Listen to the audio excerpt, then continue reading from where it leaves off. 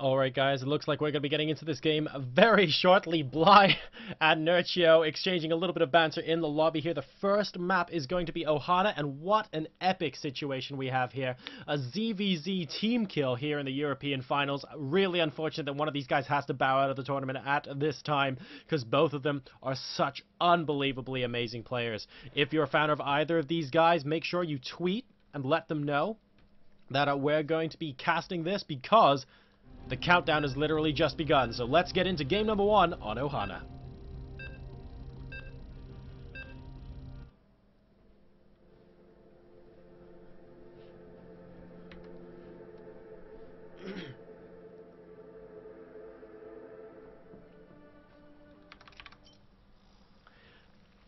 Ladies and gentlemen, boys and girls, nerdlings of all ages, thank you so much for your patience. And now let's get into the game. You've waited half an hour for this, but it is probably going to be worth it, because we have a Zerg versus Zerg, teammate versus teammate, Gosu versus Gosu here at the World Championship Series lower bracket. One of these guys will make it to the next round, and one of them will have to finish their tournament run at this point. Which one will it be? The blue Zerg spawning in the top left-hand position, known for his unorthodox play. Can he make it work against his teammate, though? It's going to be hard to surprise. He is Bly.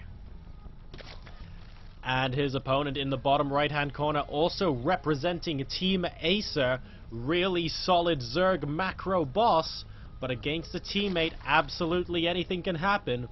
What's going to provide entertainment for us here in this game? It is Nerchio. So, pretty exciting games all around here in Stockholm, ladies and gentlemen, at the StarCraft II World Championship Series European Finals. And this is a ZVZ2. Remember, there is another ZVZ going on. Stefano is taking on Lowerly, I believe, on the main stage at the moment.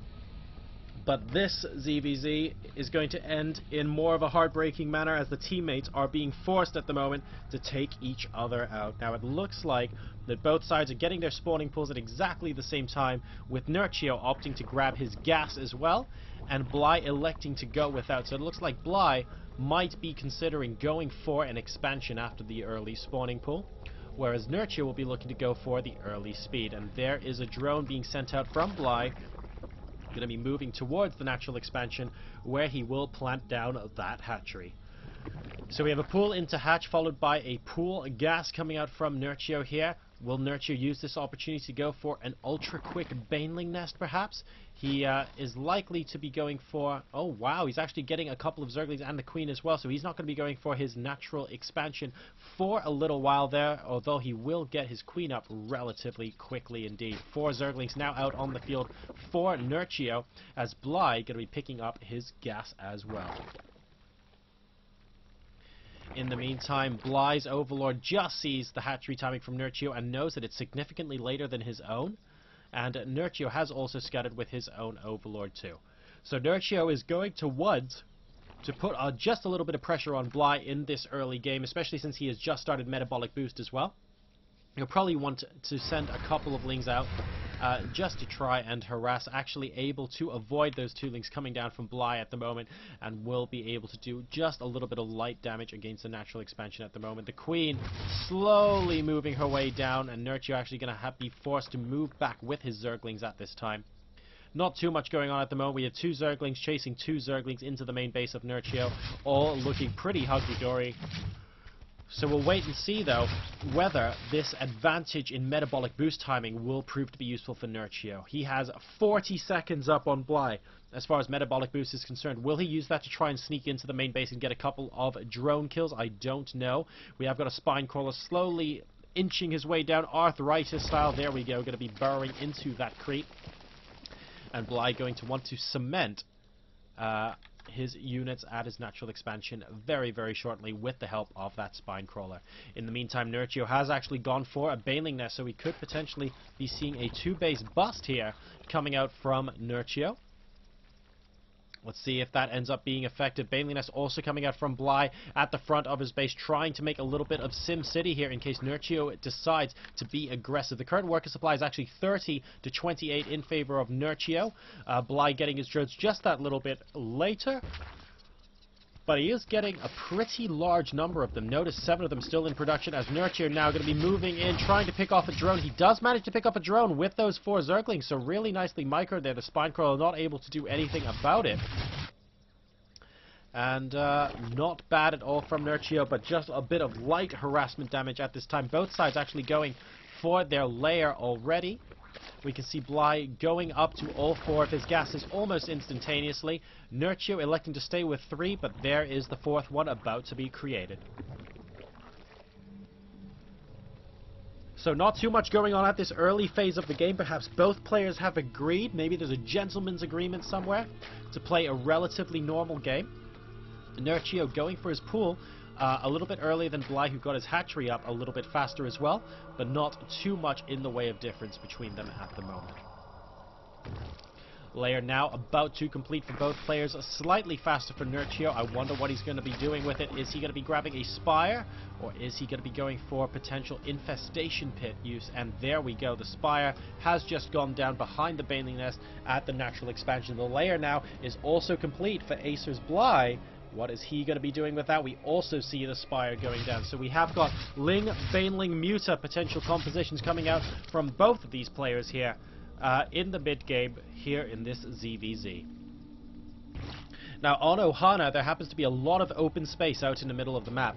This is going to be really frustrating for Zerglings and Banelings. They get caught out of position with Mutas harassing them. There isn't too much high ground, low ground related stuff, so there's not too much of that to worry about. But once we get up into the main base, there are a decent number of cliffs here on Ohana where the Mutas can really start to be annoying. So the Mutalisks are going to be where this game is won and lost. If there's a major engagement where one side comes out of it with 6 or 7 more Mutas than the other, you can be darn certain they have a huge advantage going into the late game. And that's what both of these players are looking to avoid at the moment. Meanwhile, we have Bly over here, just going to be morphing in an absolute ton of Banelings defensively, wanting to make sure that Nerchio cannot possibly get a word in edgeways. I like that from him very much. Nerchio is actually going to be moving towards the 3rd base location of Bly while taking the 3rd himself. This will definitely force a cancel. Bly cannot get Banelings there in time, and letting his guard down ever so slightly there, but he's actually continuing his assault against the 3rd base location. Nerchio is not going to be able to do too much with a single Baneling. He needs a couple more units to back this up, and Bly just marching into the natural expansion with a lot of Banelings. Needs to be very careful there, but Nerchio getting into the main base, going to be able to surround and kill off this queen. Excellently done by him. Bly able to surround and destroy the rest of them. The Banelings now moving in. Are they going to get to the mineral line? No! The Mutalisks are out just in time from Nerchio, and Bly all of a sudden unable to get too much damage done. Indeed, only 2 workers killed from Nerchio this time around, and Nerchio has denied the 3rd base from Bly, but Bly has not denied the 3rd base from Nerchio. The Muta's going to come over and try and destroy these things. That's a lot of Lings, though. I think this hatch will go down if they continue to surround like that. The Mutas... Oh, wow. Bly actually opting not to go for the hatchery here. In fact, going to be sending some Lings into the main base instead. Bly capable of being multiple places at once. Will these Lings get much damage done? There are a few Zerglings as well defensively, and it looks like the hold has been completed from Nerchio. No workers killed in that attack. Really nicely held by Nerchio against the unorthodox play there from Bly, trying to slip Zerglings in here, there, and everywhere. Getting the infestation pit down now as well in the back of the natural expansion. How much good will this do him? He does have the Spire at 4 Mutas, but electing not to use them by the looks of things. He is building 5 of them now, but Pathogen Glands has also started, so Muta-Ling Infester could be the way forward here for Bly, but that's very, very gas intensive. Going to try and cut these Lings off at the pass with a bunch of these Mutas, and able to largely do this successfully. And Bly now looking to potentially engage with the Mutas, thinking better of it and flying home. So both sides are sort of evening out here, but Nerchio is on 3 bases to Bly's 2. Bly will have earlier infestors out on the field, but I don't know how well that is going to help him as the macro hatch now goes down. It is all to play for in this best of 3 series, and it's so sad that one of these players has to go home. 2 Zerg players, both from the same team as well, as Bly takes on Nerchio here. Still 0-0. This is game number 1 in this best of 3. As Nerchio still trying to stop Bly from taking his 3rd base, realizing he's not able to do that. That last Zergling leaving a bit of a blood splatter on the ramp there. as the macro hatch is about to complete. It looks like Nerchio is moving out with a decent number of Mutalisks at the moment. The current numbers are 17 for Nerchio versus 11 for Bly, and that could prove to be a difference if Nerchio gets a really good engagement right about now. He can use these Mutalisks basically to deny the third once again from Bly. If he's able to do that, he's going to be able to do so much damage. What is Bly's response to this going to be? He has an Infestor out, so a good fungal growth on a lot of these Mutas could turn the tide of battle, but all Nerchio does was force a cancel at the third and then immediately moves back out. I love that decision from him, trying to keep Bly contained on 2 bases and playing the long game here. In the meantime, if we take a quick look at the main base of Nerchio, we have an Infestation Pit and a Roach Warren going down for him as well. He's currently up 138 supply to 106, and that's because a decent enough income advantage from that third base has just been his all game long. A single Mutalisk from Bly getting lost, getting separated from his flock. Going to be moving down now to the 5th base location, I would say, because a Nidus Worm, ladies and gentlemen, is incoming here on Ohana. Who said Bly does things by the book? Where is that Nidus Worm? There it is, at the back of the natural expansion.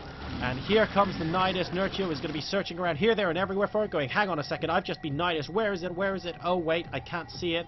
So he's going to be okay for now. He's up to 168 supply versus the 117 for Bly.